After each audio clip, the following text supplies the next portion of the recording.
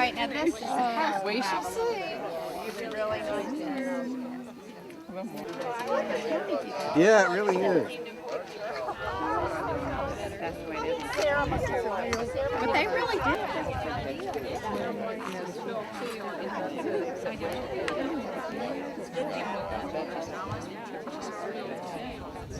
And the sun is going to come up. I mean,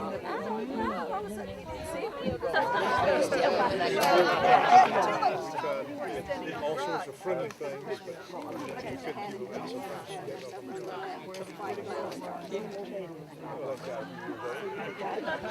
They love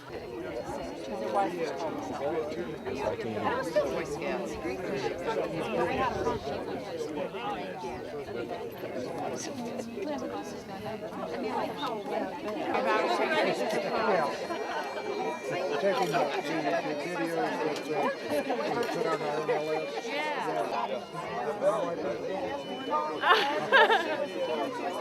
Jimmy. First of all, I want to say we're here because we're celebrating the 100 years of stewardship, land stewardship by the Highlands-Cashiers Land Trust, and the first acquisition was this summit. It was purchased in 1909. Prior to that, I'll just very briefly touch on a little prehistory, and some of this is folklore and probably not correct, but I enjoy it anyway. The first of all is, of course, the Cherokees were here and knew more about this mountain than we will ever know. But the tradition is that the Satulah, or at least one interpretation of the name Satulah, was six killer. And exactly what they meant by six killer, I'm not sure, but the idea was that it was a place to be feared. In fact, in the 1880s, there were some publications here of locals who would come up on this mountain, and they would report seeing smoke and sulfurous fumes coming out of various crevices around here.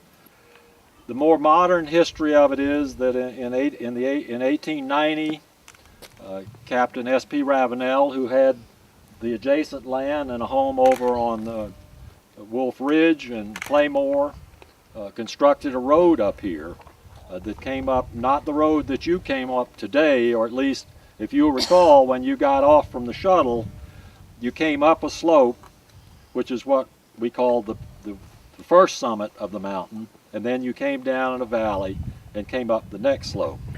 The traditional way to come up here was to come up through a place called World's End in recent history, and to come up through the gap up to here. And that's where the road was built in 1890.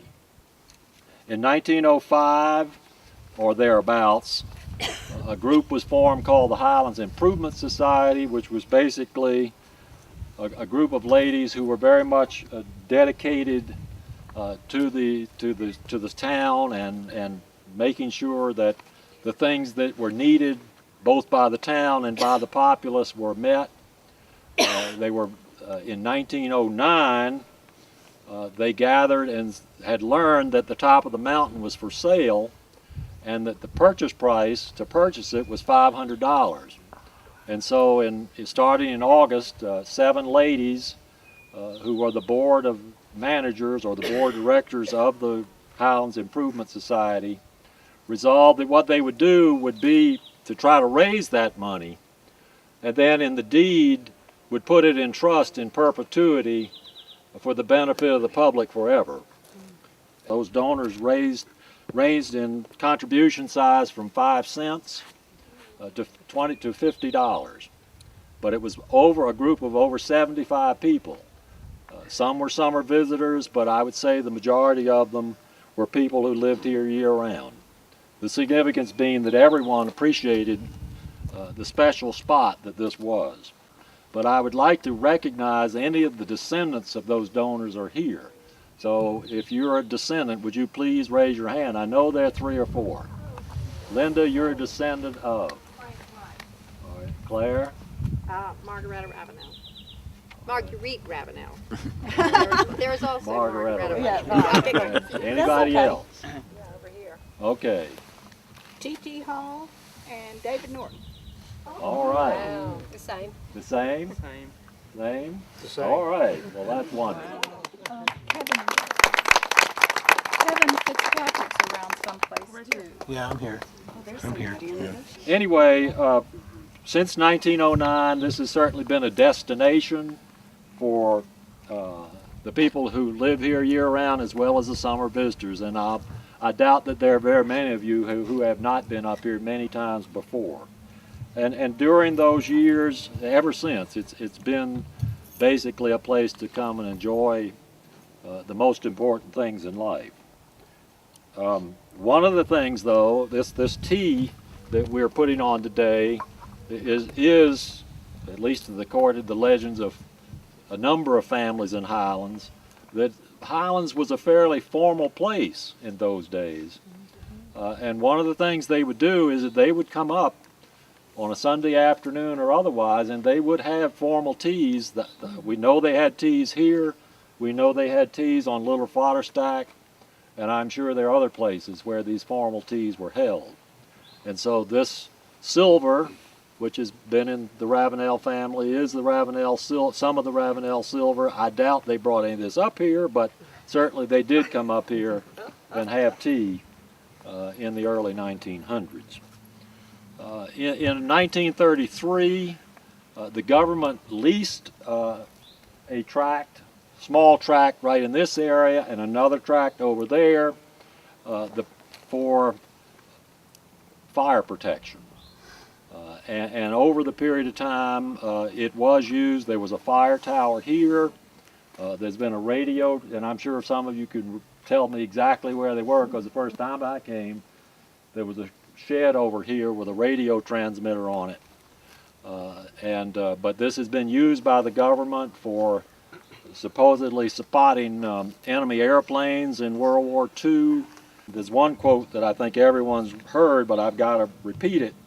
It was a quote by Dr. Thomas Harbison in 1930, who said that, and looking back on the fact that the Land Trust had protected it, saying the top of Satulah is ours, ours to keep forever. No money grubbing skinflint is without any soul can ever acquire this top, and then put up a toll gate to charge admission to what he the same as stole from God. I mean what I say. No man has a right or can acquire a right to charge his fellow man to visit the tops of God's mountains. And I think that pretty well does sum it up, just how important this is.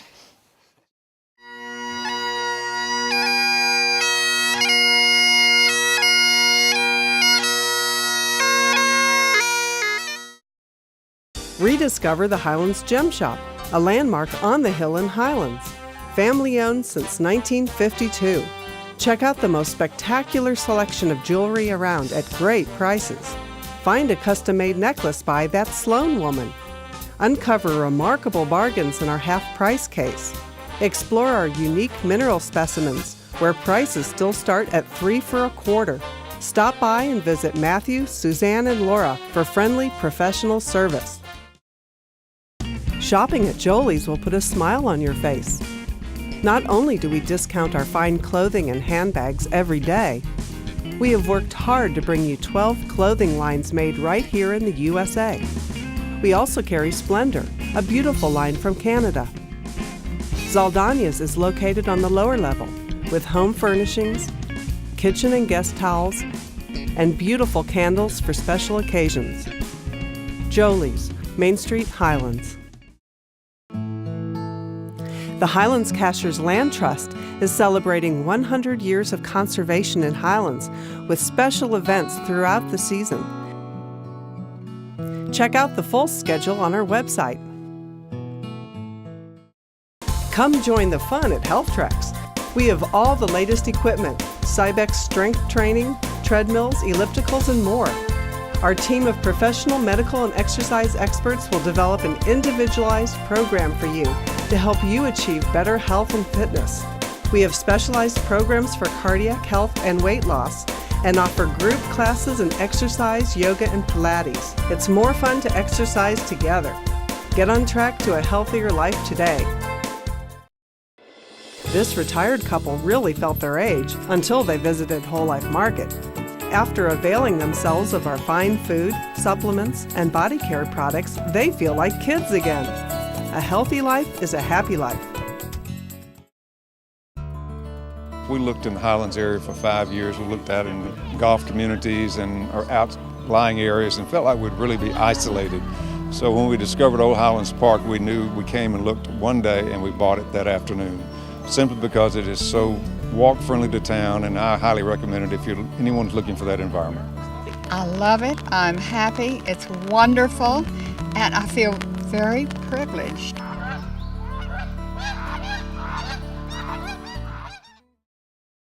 Highland Hiker can help you hit the trail in style. For over 25 years, we have been the area's preeminent outfitter for hiking, fly fishing, and adventure travel. We pride ourselves on the quality and durability of all our gear. Our Highlands-Cashiers locations carry everything from camping gear to mountain casual evening wear. And at our shoe store, you will find everything from sports sandals to elegant loafers.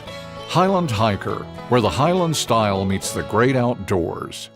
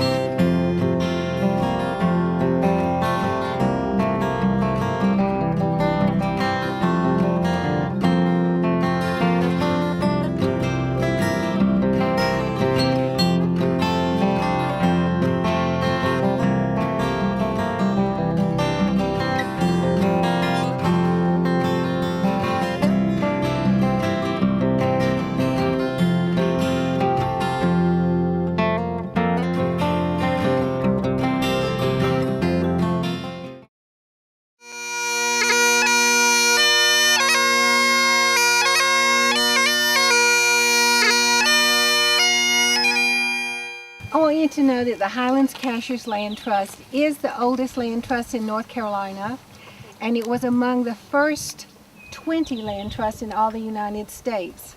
In 1883, it was called the Home Improvement Association, and then in 1909, which is our 100th anniversary date, it was called the Home Improvement Society, and we have a very special guest who was president of the society at that time. I'd like to introduce Ms. Marguerite Ravenel. Thank you ever so kindly for that introduction, Mrs. David. It is a pleasure to be here with all of you today. We are standing on the first land ever purchased by the Highlands Improvement Society. We bought this summit in 1909. We bought it because it was slated to become a hilltop hotel. We didn't like the idea of looking at a hotel here. We liked the mountain the way it is. And so we thought it'd be better to look at the mountain instead of a hotel. The Highlands Improvement Society bought 56 acres here. We dedicated it for the public to use in perpetuity, forever. Louise Hill spearheaded the land acquisition for us, and within 2 months we raised the entire purchase price, $500. I still think that's really high. But it was worth every penny. One of the first things we did when we bought this land was to build a stone shelter. If you've never seen it, it's right over there. We built it so people could spend the night up here. Have you ever seen the beauties of the sunset, the starlit heavens, the glories of the sunrise from up here? There is nothing more exquisite, and they are here just waiting for you to drink them all in, to marvel over them, to wonder. You may want to bring some other form of shelter with you, though, because the stone shelter we built is in need of some repairs. But everything else, every part of this wild, rugged landscape is very much the same as it was in my day, and that makes me very proud. By acquiring this land when we did back in 1909, we preserved it. No one can ever charge admission to you or anyone else to come up here. No one can ever put up a sign saying private, no trespassing. No one can ever cut the trees down or the laurel or the rhododendron. This beauty, this magnificent mountaintop is preserved for all to enjoy in perpetuity forever. Now, what could be more important than that? Pardon me, I tend to get overexcited about land preservation. I cannot help it. I was raised that way. My father had a passion for these mountains. Dinner conversations in my childhood home, Wantoot, what they call Playmore now, often centered around these mountains and their forests and what we'd seen on our daily jaunts. Oh, those daily jaunts, they were fantastic. My father, Captain Priolo Ravenel, was a strongly independent, courageous, cultured man. He was French Huguenot. He was descended from the Huguenots who settled in South Carolina. He was a man of steel. My brother, Priolo Jr., was very much like father.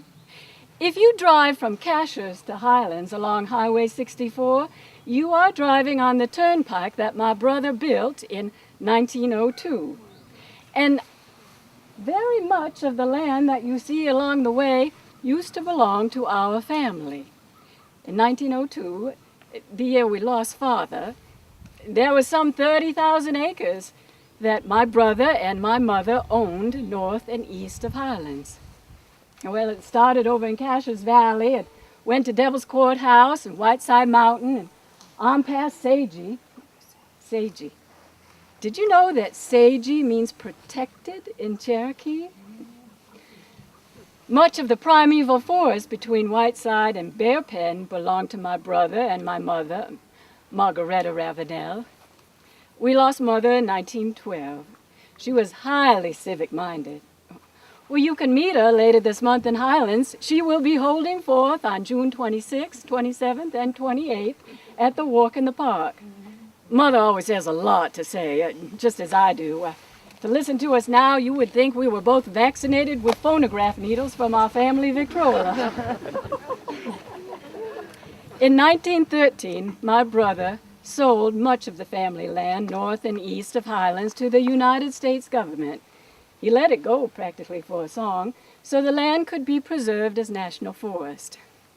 In 1920, the land became part of the Nantahala National Forest when President Woodrow Wilson signed a proclamation creating that forest. My brother also opened a large outdoor public park in Highlands on land he inherited from father and mother.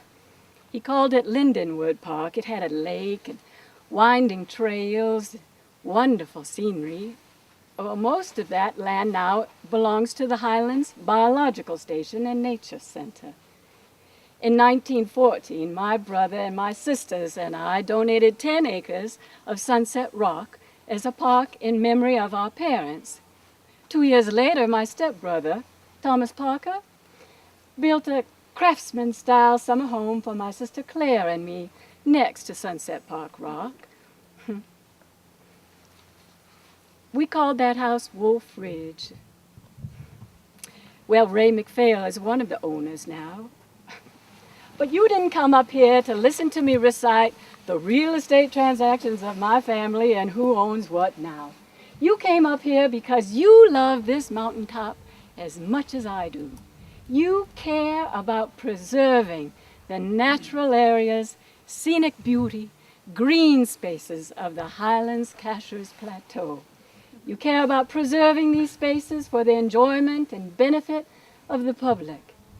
You care about the very same things that my family and I cared about, and the Highlands Improvement Society cared about 100 years ago. I cannot begin to tell you what your dedication and interest mean to me, and more importantly, what they will mean to future generations in perpetuity, forever. May God bless you and your efforts. Thank you.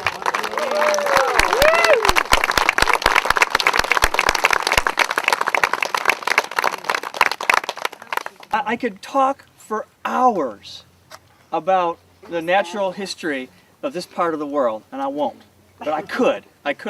And I say that because it's true. The biological diversity of this area is phenomenal. My wife and I, Beverly is also a botanist, we think we've gone to heaven. I mean, it's just incredible. For example, I was up here with a group of Boy Scouts. They carried all this stuff in, which is an absolutely wonderful thing. And I was talking to them, and I was giving them a little natural history, and I leaned over, and you can't see it from here, but back where I was boiling water, there is Hartwig's locust. Now, none of you have never seen it. I've seen it once. It's on fodder stacks. It's an endangered species, and it's in flower. So you've got to see it. This pine tree, this is Table Mountain pine. Table Mountain pine is a high elevation pine. It shows up very commonly on our rock outcrops. That tree in the back is 200 plus years old. It's not that big around. My goodness. These trees actually show up in a whole series of photographs that are in the Historical Society. They show up in paintings. There's a whole bunch of paintings that were done from right here, because you can see White Side, you can see Chimney Top, Rock Mountain, and Black Rock, but those trees, those limbs, show up in every one of those photos. I mean, the 200-year-old pine tree. Doesn't look like much, but it is. The laurels are absolutely marvelous. A little further down that trail, if you go on down to Mushroom Rock, there's a rare solidago, goldenrod. Okay, only found. It's a rock outcrop goldenrod. It's its name. Only found up here. There's quite a bit of it, actually. Back over here by the little stone house is a variety of juniper. It's God, I can't even tell you the common name, but it's Juniperus communis variety depressa. There's about 300 individuals here. The next nearest population is West Virginia. This is one of the finest populations for that particular plant. There are about 6 more endangered species that live up here, and they wouldn't be here if people hadn't come together in 1909. There'd be a hotel. This piece of property, we can put a value on it. Our neighbor just bought a piece of property back around the turnaround for $400,000 an acre. You know what that makes this? We have 90 acres. Well, don't put a number on it. It's priceless. It's incredible. This is an absolutely wonderful thing. This plant community up here has also got a really interesting aspect to it. It's a heath bald. A lot of the trees around here are heaths. For example, the mountain laurels. There's some rhodies up here. But my favorite member of the heath bald, and I'll give away a secret if you don't already know it, back over on this other side is where all the blueberries are. Oh. All right? So come, and it looks like it's going to be a good year for blueberries. But all those plants together grow in this community. Now, we had a fire up here not too long ago in the springtime, and it burned up the ridge, and it burned a little bit of our property. But that's not a bad thing, because fire is probably the reason this is a heath community. When the heath bushes, the mountain laurels and the others, when they burn off, the root systems don't die. They resprout. And so the whole reason that community looks a lot like this is because it's on shallow soils, rocky soils, not a lot of water, not a lot of nutrients, and on these ridge tops we get fire. But that's just a little tiny piece of what I could tell you about the biological diversity in this area. It's incredible.